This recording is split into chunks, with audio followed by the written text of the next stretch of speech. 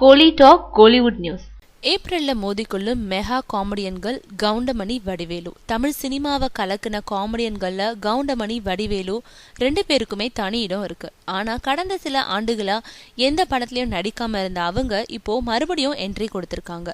கவுண்டமணி வாய்மை, 49O ஆகிய படங்கள்லயும், வடிவேலு ஜெகஜால புஜபல தெனாலிராமன் படத்திலயும் இப்போ நடிச்சிருக்காங்க. இதுல கவுண்டமணி நடிச்ச 49O வடிவேலுவோட தெனாலிராமன் படங்களோட படப்பிடிப்பு முடிஞ்சிட்டது.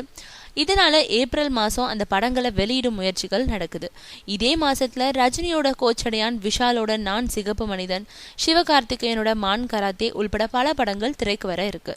இருந்தாலும் ஒரே நேரத்துல 2 மெகா காமெடியன்கள் நடிச்ச படங்கள் வெளியாகிறதுனால இவங்களுக்கு இடையேயும் ஒரு போட்டியை உருவாக்கிட்டு பரபரப்பு கூட்ட முடிவு செஞ்சிருக்காங்க. அதனால மற்ற நடிகர்களோட படங்கள் வெளியாகும் போது தடபுடலா நடைபெறும் கட் அவுட் கலாச்சாரம் மேற்படி காமெடியன்கள் படங்கள் வெளியாகும் போதும் உருவாகும்னு தெரியுது.